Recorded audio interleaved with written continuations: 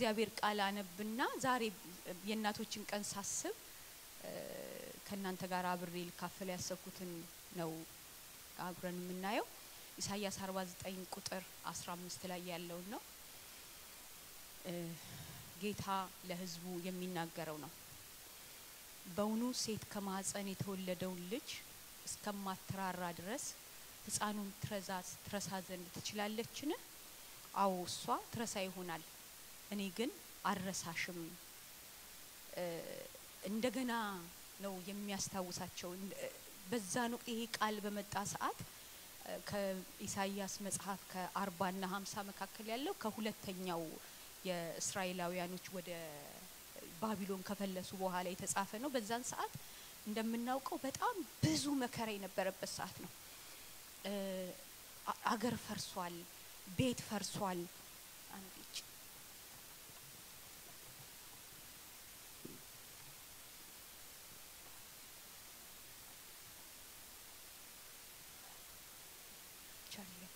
እና በጣም ኢየሩሳሌም ፈርሳለች የመጨረሻው ንጉስ ሴዴቂያስ እንደምታውቁት ተማርኮ ሄዶ አይኖቹን አውጥተው ልጆቹን በፊቱ ገለው ሁለት ጊዜ ምርኮ ተወስዶ የመጀመሪያው ምርኮ ዘመን የነበረው በ605 ቅድመ ዓለም ነው የመጀመሪያው እነ ዳንኤል ምናምን ይሄዱበት ነው በጣም ስማርት የሆኑ ልጆቻቸው ማርከው አግዘው ወደ ባቢሎን ወስደውባቸው ነበር እንደገና ደግሞ በሁለተኛው ዙር ደግሞ እንደገና እነስቄል የተጋዙበት ነው ቤተ መቅደሱ ገና አልፈረሰም እነስቄል ሲሄዱ ያ ሁሉ ሆኗል በሶስተኛ ደግሞ የመጨረሻው በጣም ግዞት ቤተ መቅደሱ የተቃጠለበት ነው አይ ቅዱሳቱ በፍጹም የተዘረፉበት ቤተ መቅደሱ እንዳልነበር የሆነበት ደግሞ የሶስት እነዚህ ሁሉ ከተከናወኑ በኋላ የእስራኤል ሕዝብ ምክንያቱም ኃጢአታቸውን አምነዋል ባደረጉበት በደረሰባቸው ነገር አውቀዋል ግን ከዚህ በኋላ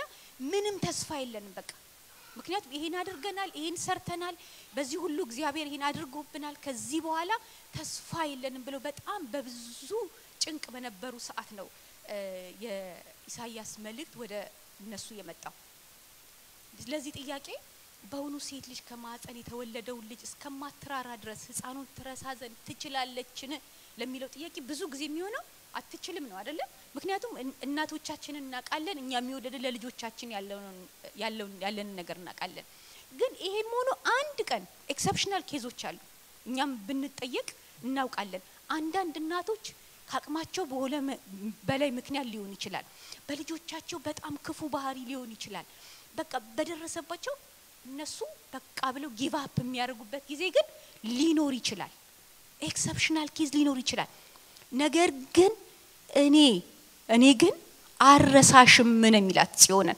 እንደውም ቁጥር 16 ላይ ቅጥሮችሽን ሁሉ ይሰራሉ ምንም ቅጥር በሌለበት አስቡት እንዳለ ሁሉ ነገር ዲሞሊሽ ተደርጎ ባድማ በሆነበት የጠላት ሰራዊት ሁሉ ነገር ባራቆተበት ወጣቶች በሌሉበት የሚባለው የህብረተሰቡ ክፍል ሁሉ ተግዞ ወደ ባቢሎን በሄደበት በቃ ለእስራኤል ምን ተስፋ አለ ሽማግሌዎችና አሮጊቶች ብቻ በቀሩበት ነገጧት መልሰው ይገነባሉ የሚባሉ ሰዎች ባሌሉበት ነገር ግን እግዚአብሔር ምን ይላቸዋል ጽዮን ሆይ እግዚአብሔር ረስቶኛል ጽዮን ከላይ 14 ላይ ጽዮን ሆይ ጽዮን ግን እግዚአብሔር ረስቶኛል ጌታም ትቶኛል ነገር ግን እግዚአብሔር ምንድነው የሚላቸው አረሳውሽም ለእንትን ቢሆን እንኳን ለሴት እንኳን ምትረሳ ቢሆን ኤክሰፕሽናል ያ እንኳን የለም በኔ ዘንድ ነው 100% እኔ አረሳውሽም አለመርሳት ብቻ አይደለም ቅጥሮች አሁን ፈረሱ በእስራኤል ዘንድ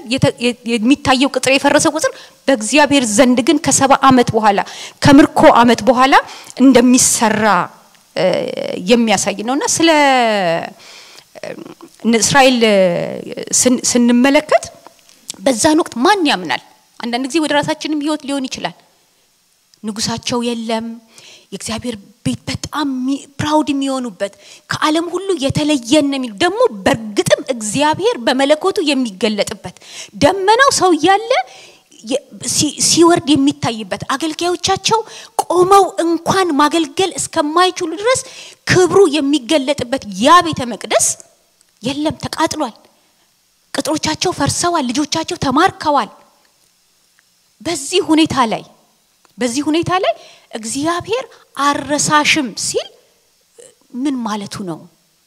ስሜቶቻቸውን ስትመለከቱ አሁን በእኛም ሁኔታ ላይ ስንመለከት አንዳንድ ጊዜ በብዙ ሁኔታዎች በጭንቆች ውስጥ እናልፋለንና የእግዚአብሔርን ፍቅር ፊል ማድረግ ይሳነናል። የእግዚአብሔርን ፍቅር በቃ በእነዚህ በሚታዩት የስሜት ህዋሶቻችን እንትን ማድረግ ያቀተናል። ነገር ግን እግዚአብሔር ቃል በዛን ወቅት የመጣላቸው ምንድነው? አረሳሽም አልተውሽም።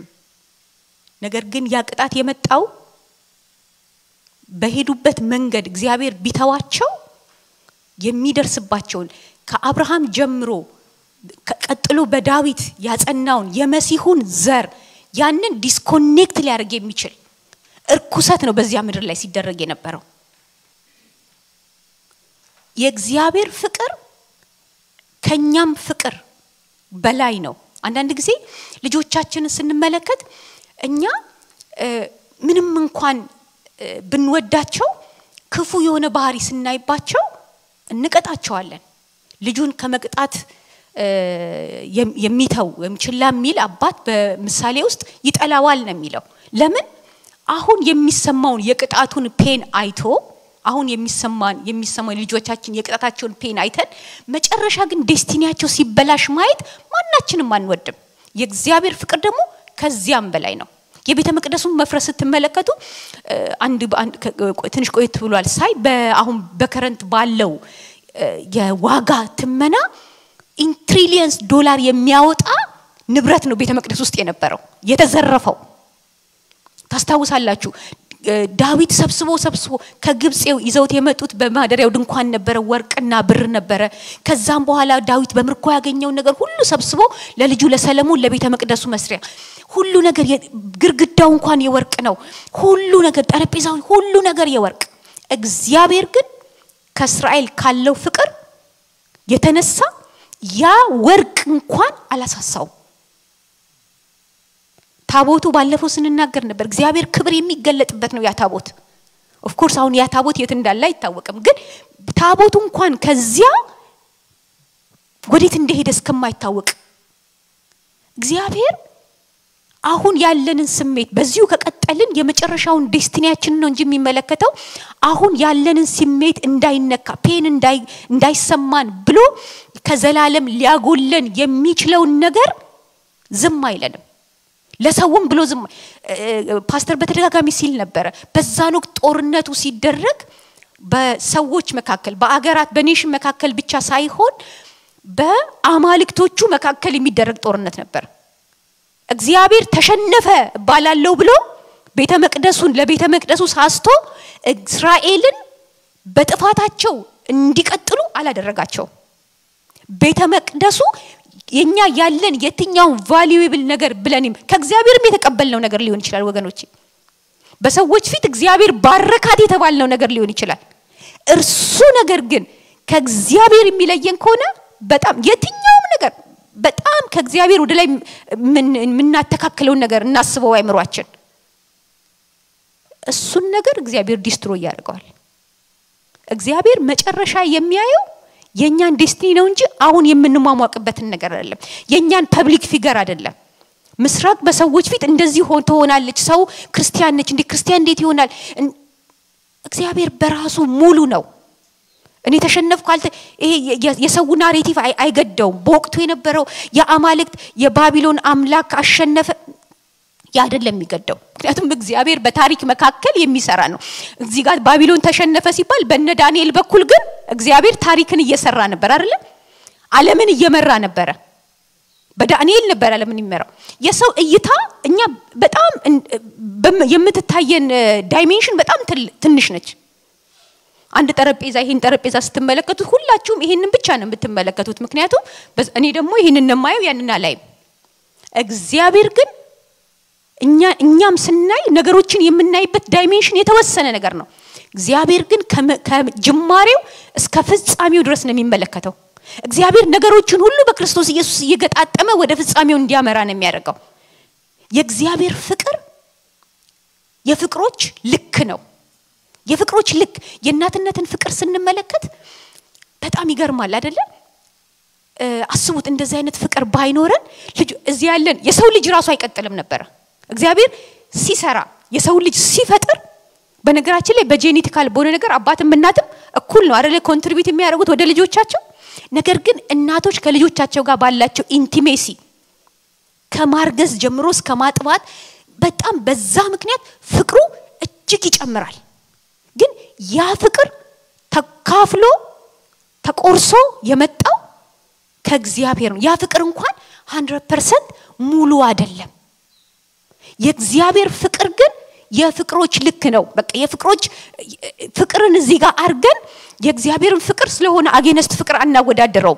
የሁላችን ፍቅር የሚለካው የሚወዳደረው የሚመዘነው በእግዚአብሔር ፍቅር ነው። የእናትነትን ፍቅር እንኳን አንዳንድ ጊዜ እናቶች ለልጆቻችን ካለን መሳሳት የተነሳ ልጆቻችንን እንዳንጎዳቸው እያልን በቃላት ላለመናገር አይደል እናውቃለን እኮ አለመናገራችን እንደሚጎዳቸው እናውቃለን። ይሄ ከእግዚአብሔር ፍቅር ጋር ሲነጻጸር ፍጹም ትክክል አይደለም። ማድረግ ያለብንን አንዳንድ ጊዜ ይሄ ታፊ ሆነ ጠንካራ የሆነ ፍቅር ነው ሊኖረን የሚገባው። የእግዚአብሔር ፍቅር ከመታወቅ ከመገለጥ ከመታሰብ ኤፌሶን ላይ ይናገራል አይደል? ኤፌሶን ላይ ሲናገር ጥልቀቱ 3 ዳይሜንሽናል ጥልቀቱ ወደታች ወደ ጎን ርዝመቱ ወርዱ የማይታወቀው ምንም እንኳን እኛ ክርስቲያኖች ብንሆን ተገልጦልናል ፍቅሩን እንኳን ብንል ከምናውቀው በላይ ነው። ገና አላወቅነው እሱንና የትንሳኤውን ኃይል ሲል ያ የእግዚአብሔር ዕውቀት ይሄ ፍቅሩ አብዛኛው ፍቅሩ ከምናስበው በላይ ነው። የእናቶች ፍቅር ለልጆቻቸው ሳክሪፋይ ማድረግ ነው ራሳቸውን ህይወታቸውን። ግን የእግዚአብሔር ፍቅር ደግሞ ጌታ ኢየሱስ ክርስቶስ ራሱን እስኪሰጥ ድረስ እስከ ሞት ድረስ እግዚአብሔር አያምጣብን የሆነ ነገር ሀፕን ቢያደርግ እናቶች እኛ ህይወታችንን ለልጆቻችን መስጠት እኔ በጣም ከባድ ነው። እግዚአብሔር አያድርግብን እንደዛ አይነት ቾይስ ውስጥ አንግባ። እግዚአብሔር አብ ዮሐንስ እንደሚል 3:16 ላይ ዓለምን አንድያ ልጁን እስኪሰጥ ድረስ ዓለሙን እንዲሁ ወዷል። እንዲሁ without ምንም ሳይጠበቅ እኛ ጠላቶች ሳለን እሱ አስቀድሞ ይሞታል። አስቀድሞ ስለወደደን እኛ ደግሞ እሱን እንወደዋለን። የሰው ፍቅር ተካፍሎ ነው። የእግዚአብሔር ፍቅር ግን ፐርፌክቱ ነው ፍጹም ነው የምንለው ለዛ ነው። ሁሉ ጊዜ ልጆቻችን እንኳን ቢሆኑ እናቶች ነገራቸው ሲቀንስ ለኛ ያላቸው ሪስፔክት ሲቀንስ ከኛ ሲርቁ ዲስሪስፔክት ሲያደርጉን ፍቅራችን እየተሸረሸረ ይመጣል። እናቶች እንኳን ያቺ እናት ያማጠች የወለደች እንኳን እግዚአብሔር ግን አረሳሽም ነው የሚለን በቃ መቼም ቢሆን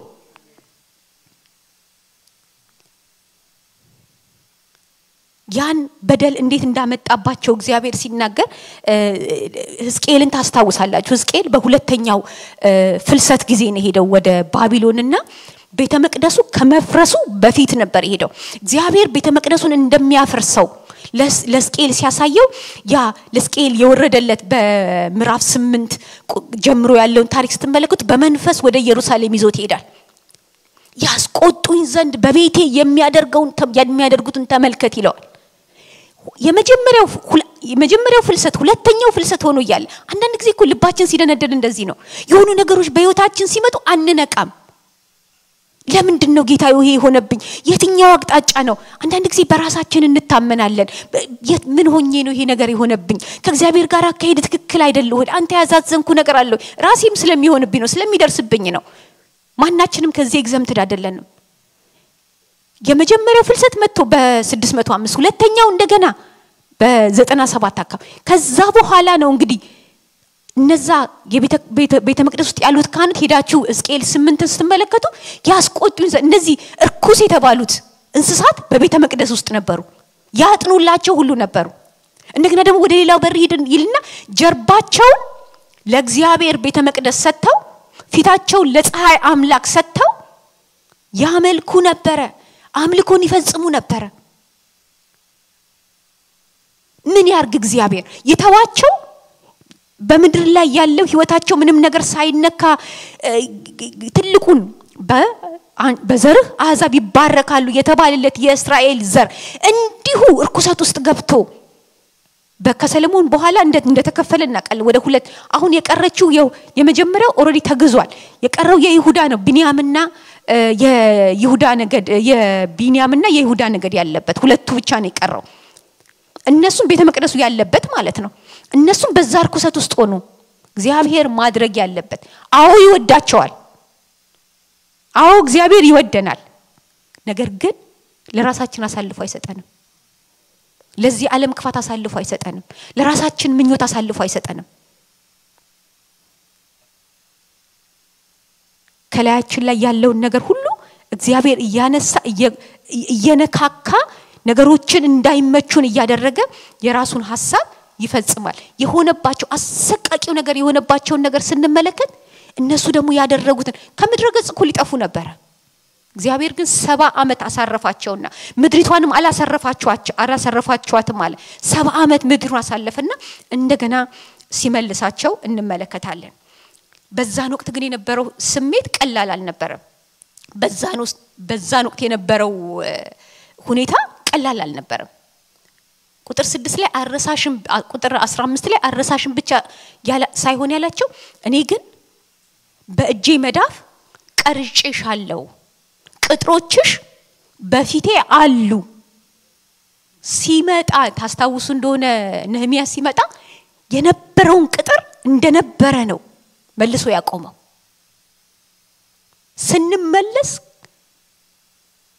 በእግዚአብሔር በሚደርስብን በራሳችን ሊሆን ይችላል በተለያየ ምክንያት ውስጥ በመከራ ገብተን እኛ ከተመለስን እግዚአብሔር ወደ ነበርንበት እንደውም አብልጦ ነው የሚባርከን አብልጦ ነው ወደ ስታተስ ኳችን ወደ ነበርንበት ቦታ ይመልሰን እንደውም በበለጠ ክብር ከፊተኛው ቤት ክብር ይልቅ የኋለኛው ቤት ያንን ስንመለከት በትልቅነት አይደለም በሀብት ብዛት አይደለም እንደውም የቀድሞውን ቤተ መቅደስ ሲሰራ የነበሩ ሰዎች ግሎሪውን ያዩ የነበሩ ሰዎች በሁለተኛው ቤተ መቅደስ በሰው ፊት ብዙ ኢምፕረስ አልተደረገም በእግዚአብሔር ፊት ግን ሁለተኛ በተሐድሶ የሚሰራው ነገራችን የበለጠ ክብር አለው ተሰርተንበት ስለምንድን በህይወታችን አንዳንድ ጊዜ በራሳችን ስንፍና ሊሆን ይችላል በራሳችን ድካም ሊሆን ይችላል በራሳችን ቸልተኝነት ሊሆን ይችላል የሚመጡ መከራዎች አሉ በዛ ቸልተኝነት በዛ ስንፍና በዛ ድካም ውስጥ እግዚአብሔር ቢተወን የዘላለም ህይወታችንን እናጣለን ስለዚህ ምንድነው ማድረግ ያለበት ልክ ዘሴም አናሎጂ እግዚአብሔር በብሉይ ኪዳንም በአዲስ ኪዳንም የሚጠቀመው አንድ አይነት ፕሪንሲፕል ነው ህዝቡን ከሚያጣ የህዝቡን ያለውን ነገር ህዝቡን በሚያጠራ መከራ አሳልፎ ለመጨረሻው ዘመን መጠበቅ ለመጨረሻው ለዘላለም ህይወት መጠበቅ ያንን ነው እግዚአብሔር በራሳችን ሊሆን ይችላል ለምሳሌ እስራኤል አሁን እንዳየነው የእስራኤልን ህዝብ እንደተመለከተ ነው ሌላኛው ደግሞ በዛ ውስጥ አልፈን የበለጠ እንድናበራ የበለጠ እንድንሰራበት የእግዚአብሔር ስራ ፎርዋርድ እንዲያደርግ እንዲቀጥል እንዲበረታ እግዚአብሔር በእኛ የሚያመጣው ከኛ ጋር ምንም ግንኙነት በሌለው ሁኔታ ነገር ግን ያለንበት ሁኔታ ስለተመቸ ያ የተመቸው ሁኔታ ደግሞ የእግዚአብሔርን ስራ ፎርዋርድ ስለማያደርግ የእግዚአብሔርን ክብር የበለጠ ክብር እንዳይመጣ ስለሚያደርግ እግዚአብሔር የሚያሳልፈን መከራ አለ ይሄንን የኢዮብን ምሳሌ መውሰድ እንችላለን ኢዮብ ስትመለከቱት በወቅቱ ባለው ሁኔታ በነገራችን ላይ ኢዮብ በአብርሃም ዘመን የነበረ ነው ይባላል አይደል ፓስተር በአብርሃም ዘመን የሙሴ ሕግ ሳይሰጥ 10ቱ ትእዛዛት ሳይሰጡ ከአብርሃም ጋር ቃል ኪዳን እግዚአብሔር ሳይገባ እግዚአብሔርን እየፈራ የሚኖር የነበረ ሰው ነው ያ ኢዮብ እግዚአብሔር እየፈራ እየኖረ የመጣበትን መከራ ተመለከታችላችሁ ለኛ ተነግሮናል ለምን እንደመጣበት እኛ መጽሐፉን ስናነብ እንዴት ጠላት ከሳሽ እንደከሰሰው እንመለከታለን እግዚአብሔር ለምን አለው ያደረገው ይመስላችኋል የበለጠ ክብር የበለጠ እግዚአብሔር የሚከበርበት ነገር ስለሆነ ነው ነገሮቹ ተወሰዱ በኋላ ግን መጨረሻውን እናያለን በእግዚአብሔር ጸንቶ ስለነበረ ምንም እንኳን ግራ ቢገባውም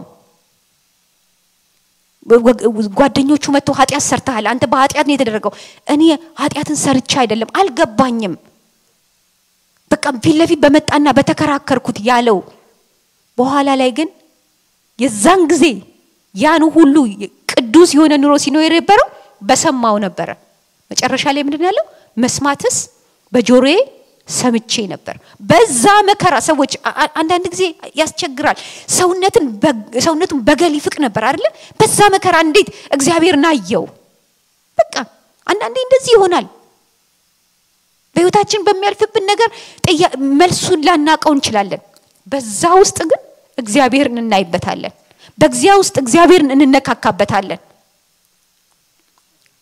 የጳውሎስን መከራ እንመለከታለን ጳውሎስ በብዙ መከራዎች አልፏል ግን ምንድነው ያ መከራ የእግዚአብሔር ቃል ይፈጸም ዘንድ ወንጌል ወደ ሮም ይሄድ ዘንድ እስከ ምድር ዳርቻ ይሄድ ዘንድ ጳውሎስ ያደረገው ነገር አለ እንዴ በፍጹም ቅንነት እግዚአብሔርን በመፍራት ወንጌልን ባልሰብክ ወዮልኝ ያለ በጥንቃቄ የሰበከ ሰው ነው መጨረሻ ላይ ግን ከመሰዋቱ በፊት አንደርግራውንድ በጣም በቀስቃሳ ታስሮ የነበረ መጨረሻ በሮማ አደባባይ አንገቱ የተሰዋል ይሄ መከራ ግን እግዚአብሔር ስለማይወደው አይደለም የእግዚአብሔር ፍቅር ከስሜቶቻችን ሁሉ በላይ ነው ሐዋርያ ሥራ ላይ ስንመለከት እስከ ምዕራፍ 8 ድረስ በጣም ትልቅ ሪቫይቫል በኢየሩሳሌም ተነስቶ ነበር በርግጥ በቃ በድፍረት እየተናገሩ ነበር እየታሰሩም ከሰው ቃል ይልቅ እግዚአብሔርን ቃል ከእግዚአብሔር ቃል ይልቅ የሰውን ቃል ልንፈራ ይገባል ይያሉ በድፍረት ይሰብኩ ነበር ግን ምንድነው ችግሩ ከኢየሩሳሌም አልወጡም ነበር አንዳንዴ እግዚአብሔር ዳርቻችንን ሊያሰፋ ደግሞ መከራን ያመጣል ያ ዳርቻችን እንዲሰፋ ልክ እስከ 8 ምዕራፍ 8 ድረስ ስንመለከት ማን ነው እስጢፋኖስ እስከሚወገርበት ድረስ ከኢየሩሳሌም አልወጡም ነበር የተሰጣቸው ግን ምን ነበር ኃይልን በተቀበላችሁ ጊዜ በኢየሩሳሌም በሰማሪያ እስከ ምድር ዳርቻ ምስክሮች ትሆናላችሁ በሰማሪያ ፊልጶስ ኢትዮጵያውን ጃንደረባ ሲያገኝ ምስክር ሆኖ ነበር ግን እስከ ምድር ዳርቻ የተባለው በቃ ሊወጡ አልቻሉም ከዛ ያ መከራ መጣ ያ መከራ በተናቸው አይደለ ያ መከራ ሳኦልን ወለደ ከዛ በኋላ ሳኦል ጳውሎስ ሆኖ እንዴት እንዳረገ እንመለከታለን ስለዚህ ስናስብ ስለ መከራ ስናስብ በህይወታችን በተለያየ መንገድ ይሄ መከራ ሊመጣ ይችላል በዛ መከራ ውስጥ የሚሰማን ስሜት በእግዚአብሔር አለመሰማት በእግዚአብሔር አለመፈለግ በእግዚአብሔር መተው ልክ እስራኤል በእኛም ጥፋት ሊሆን ይችላል በእኔ ጥፋት ሊሆን ይችላል ደግሞ እግዚአብሔር ተመችቶኝ በቃ ያለውበት ሁኔታ ተመችቶኝ ክርስቶስን መሳይ ህይወት በዛ እንዳላድግ የሚከለክል ሁኔታ ውስጥ ሊኖር ይችላልኝ ከእግዚአብሔር ጋር ላይ ያለኝ ኢንቲሜሲ የበለጠ እንዲሆን የማያደርግ ሁኔታዎች ሊሆን ይችላሉ ምንም የእያንዳንዳችን የምናልፍበት መንገድ ልዩ ነው እግዚአብሔር ሰዎችን የሚመራው ባልተከደበት መንገድ ነው እኔን በመራኝ አዩን አይመራም እኔን በመራኝ እያንዳንዳችን አይመራም በቃ የእያንዳንዳችን መንገድ ለየቀል ነው በቃ በዚያ ውስጥ ግን ምናልባት ነገሮቻችን የፈረሱ እንኳን ቢመስለን እግዚአብሔር ግን በፍጹም ፍቅሩ ተመዝኖ ወርቆ ነው ተገኝቷል እንዳለችው ሊሊ በቃ ከሁሉ የበለጠ የእግዚአብሔር ፍቅር የፍቅሮች ልክ ነው በቃ በሰው ስሜት በሰው በእኛ ስታንዳርድ በመድራዊ ስታንዳርድ ፍቅርና እንለካም የእግዚአብሔር ፍቅር አይለካም እግዚአብሔር ፍቅር ነው አይደለ እግዚአብሔር ፍቅር ነው ስንል እርሱ በቃ ፍቅር የባልና ሚስትን ፍቅር የምንለካው በእግዚአብሔር ፍቅር ነው ከልጆች ጋር ባለን ፍቅር የእናትን ፍቅር የአባትን ፍቅር የቅዱሳንንም ፍቅር በእርሱ ፍቅር ነው የሚለካው በእኛ አሁን ኮንቴምፖራሪ በሆነው ሰዎች አንዳንድ ጊዜ በጣም ወላጆች በጣም የሚያሳዝን ነገር ይፈጠራል የቤተክርስቲያን አገልጋዮች ሆኑ እየፈረድኩ አይደለም በጣም የቤተክርስቲያን አገልጋዮች ሆኑ ፓስተሮች አንዳንዴ ልጆቻቸው ሌላ አይነት ነገር ውስጥ ይገቡባቸዋል ስለዚህ ከልጆቻቸውና ከአገልግሎታቸው ወይም ከእግዚአብሔር ቃል የመምረጥ አጣብቂኝ ውስጥ ይገባሉ ከዛ በኋላ ከዚህኛው ፍቅር ይሄ ገብቷቸዋል አይደለ ለልጆች እውነትን ተናግሮ መጨረሻ ላይ እንዲድኑ ከማድረግ ይልቅ ልጆቻቸው ጋር ያላቸው የፍቅር ግንኙነት እንዳይሻክር በማሰብ የእግዚአብሔር ቃል አይሆንም ያለውን በቃ ኢትስ ኦኬ ብለው ይቀበላሉ። የእግዚአብሔር ፍቅር ግን እንደዛ አይደለም። ያንን ሲያደርግ ኤርሚያስ ላይ ነግሯቸዋል አይደል? ለእስራኤላውያኖች ኤርሚያስ 29 ላይ ኤርሚያስ እየተናገረ ነው። በቃ ይሄ ሆኖባችኋል፣ ሂዱ፣ እርሻ አርጉ፣ ውለዱ፣ ዛባላችሁበት አገር ለነገስታቱም ጸልዩ። እንደውም ከዚህ በኋላ 70 ዓመት ሲላቸው እንትኑን ወስዶ ሰበረው አይደለ? ሰበረውና አይደለም እግዚአብሔር ይመልሰናል ያሾፉበት ነበር። ይሄንን ግን ስላችሁ ለናንተ የማስባትን ሐሳብ አውቃለሁ፣ እኔን እመኑኝ፣ ፍጻሜና ተስፋ ሰጣችሁ ዘንድ የሰላም ሐሳብ ነው እንጂ የክፉ ሐሳብ አይደለም። በቃ በዚህ በኩል ስታልፉ ወርቅ ሆናችሁ ትወጣላችሁ። በመታልፉበት መንገድ እግዚአብሔር በሚያሳልፈን መንገድ ስናልፍ አደይንዶ ሰዲ ወርቆን መከራው ትዕግስትን እንደሚያደርግ ይላል አይደል? እግዚአብሔር ቃል ነገሮቻችንን እየሰራ እየቀረጸ እየሞረደን ወደ እግዚአብሔር መንግስት ያዘጋጀናል። ሌላኛው የእግዚአብሔር ፍቅር ዘዳግም 32:11 ላይ ንስር ለልጆቿ በመታደርገው ነገር ተመስሎ እንመለከታለን። በአዲሱ መደበኛ ትርጉም ያለውን ጽፌዋለሁ። ንስር ጎጆዋን በትና ጫጭቶቿ ላይ እንደምትረብብ እነርሱን ለመያዝ ክንፎቿን እንደምትዘረጋ በክንፎቿም እንደምትሸከማቸው እግዚአብሔር ብቻውን መራው፣ ማንም ባዕድ አምላክ አልነበረም። የእግዚአብሔርን ምሪት ከንስር ልጆቿን በማሳደግ የምታደርገውን ትሬኒንግ የሚያሳይ ነገር ነው። ምናልባት ሁላችንም ልናቅ እንችላለን። እስከ ተወሰነ ጊዜ ተሯሩጣ ሄዳ ወንዱም ሴቱም ነው። በነገራችን ላይ አብዛኛው ያው ሴቷ ነች እንጂ ወንዱም ሴቱም ነው። ይመግቧቸዋል፣ በሩቅ ቦታ መተው ስጋ ይሰጧቸዋል፣ እየበጣጠቁ ያበሏቸዋል። ከዚያ በኋላ ግን ልክ ጊዜው ሲደርስ አስቡት ራሳችሁን በእነዛን ጫጭቶች ቤቱን ያፈርሱባቸዋል። እየመዘዘች ታፈርስባቸዋለች። ከኮምፎርት ዞናቸው ታስወጣቸዋለች። ልክ ሲፈርስ አስቡት፣ መብረር እኮ አይችሉም። ምን አይነት ስሜት እንደሚሰማ እናቶች እናስቡ። ያቺን ስር ግን መሆን አለበት። የእግዚአብሔር ፍቅር እንዲህ ያለ ጠንካራ እኛን የመጨረሻው ቦታ ለማድረስ እግዚአብሔር ወዳቀደልን ነገር ለማድረስ ልክ ሄደው ሲርገበገቡ አየር ላይ ሊወድቁ ሲሉ ክንፏን ትዘረጋለች። ክንፏ ላይ ያርፋሉ። በእን ትለቃቸዋለች። አሁንም ደግሞ ሊወድቁ ሲሉ ክንፏን ትዘረጋለች። ፈጽመው በመብረሩን እስኪማሩ ድረስ ልክ ንስር በጣም ተቃላችሁ ከደመና በላይ ይበራል። በጣም ነው በርቀትም ወደ ላይ ምርቀትም ሎንግ ዲስታንስ ምን የሚበራው ያንን ያህል ትሬኒንግ ተሰጣቸዋለች። እግዚአብሔር ከግብጽ አውጥቶ እስከ ከነዓን እስኪያገባቸው ድረስ እንዲህ ነው ያደረኳችሁ፣ ተሸከምኳችሁ። ያችን ሞመንት አስቧት። በህይወታችን አንዳንድ ሁኔታዎች በቃ ልንወድቅ ነው፣ ልንጠፋ ነው፣ ልንከሰከስ ነው። ልክ ጫጭቶቿን ስትለቃቸው የሚሰማቸው ስሜት አይችሉማ። ክንፋቸው አላደገም፣ መብረር አይችሉም፣ በራው አያቆም። ሰማይ ላይ ለቀቀቻቸው። ምን አይነት ጨካኝ ነች! በዛን ወቅት አይደለ ክንፏን ዘርግታ እስክትይዛቸው ድረስ። እኛም እንዲህ አይነት ሞመንቶች በህይወታችን አጋጥሞናል። እኔ አጋጥሞኛል፣ እናንተም እንዳጋጠማችሁ ተስፋ አደርጋለሁ። በቃ ወግደኩ ተከሰኩ፣ ከዚህ በኋላ ምን አለኝ? ምን ህይወት አለኝ? በእኔና በሞት መካከል አንድ እርምጃ ቀረስ ካለ ድረስ ዳዊት።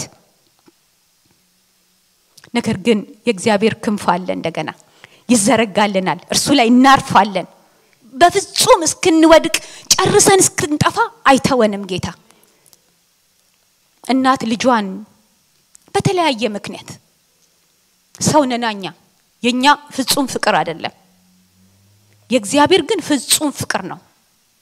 የሚያደርገውን የሚያውቅ የሚመዝን አምላክ ነው።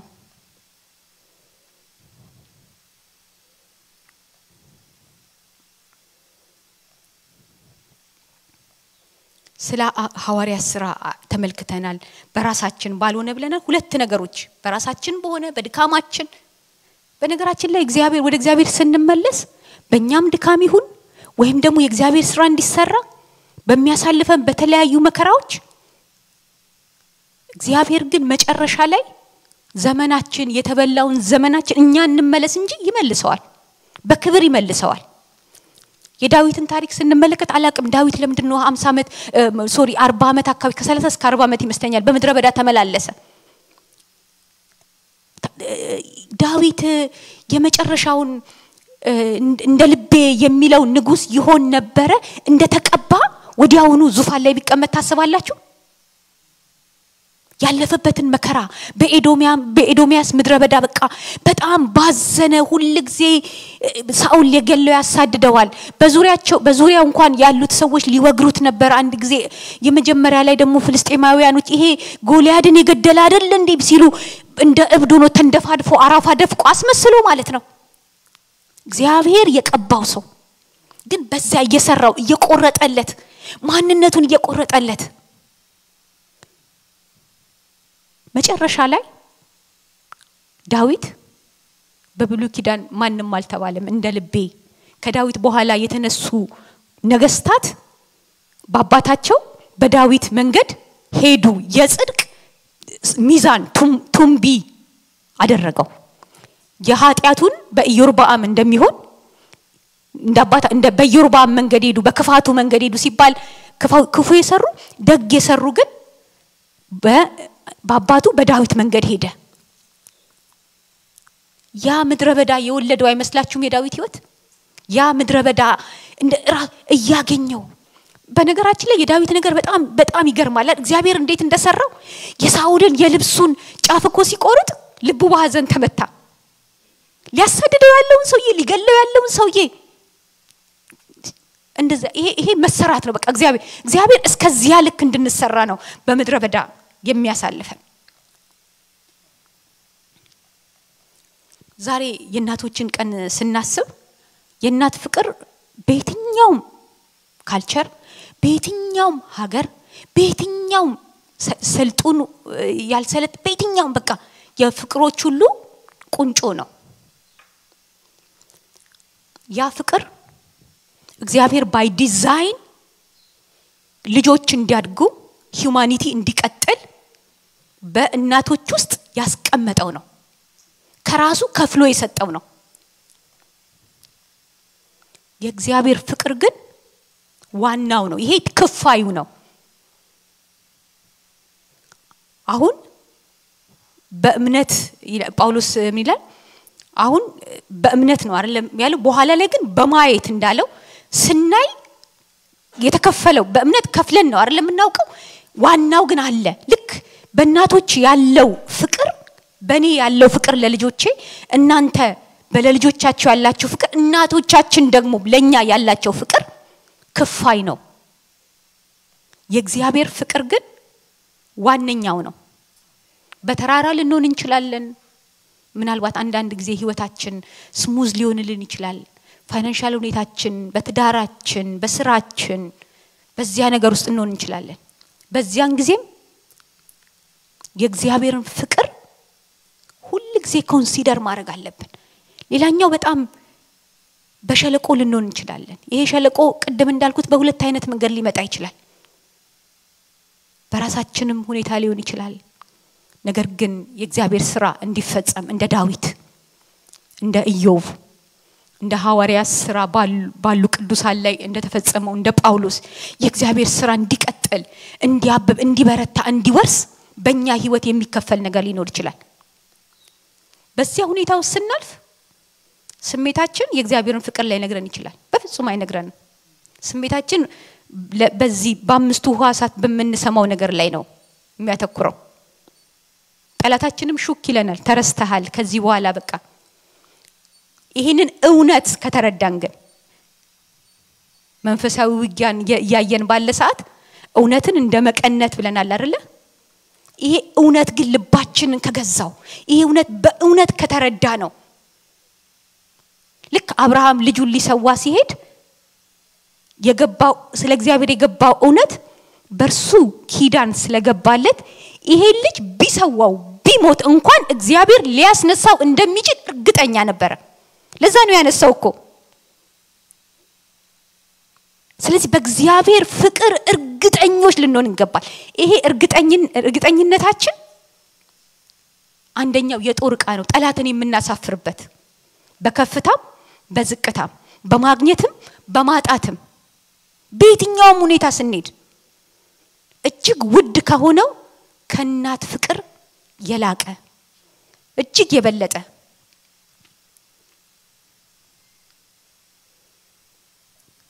ብዙ ስለ ፍቅር ተዘምሯል አይደለ? ስለ እግዚአብሔር ፍቅር ዘምረነው አውርተነው ተነግሮን ተሰብኮን በጣም ምንድነው የእንትኑን አናት ትንሽ እንደመጭረፍ ነው ይላሉ አይደለ? የእግዚአብሔር ፍቅር እንደገና በውስጥ ሰውነታችሁ የኤፌሶንን ባነበውና ብጨርስ ደስ ይለኛል። ኤፌሶን ላይ ያለው ስለ እግዚአብሔር ፍቅር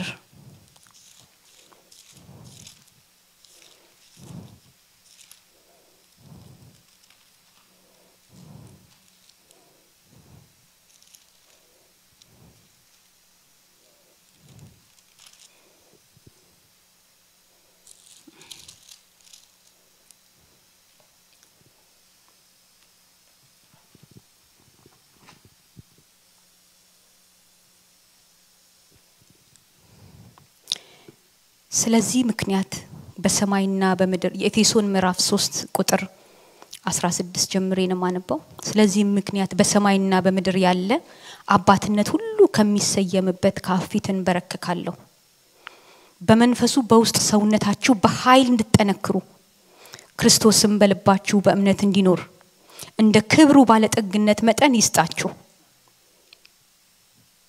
የናንተ ስርና መሰረት በፍቅር ይጸና ዘንድ ከቅዱሳን ሁሉ ጋር ስፋቱና ርዝመቱ ከፍታውም ጥልቀቱ ምን ያህል መሆኑን ከማስተዋል ከመታወቅም የሚያልፈውን የክርስቶስን ፍቅር ለማወቅ ትበረቱ ዘንድ እስከ እግዚአብሔርን ፍጹም ሙላት ደርሳችሁ ትሞሉ ዘንድ ለዚህ ነው በአፊት እንበረከካለሁ የሚለው።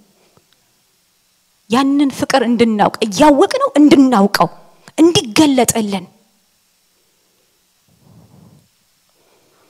እስኪ እንጸልያለን። ሃሌሉያ ሃሌሉያ ሃሌሉያ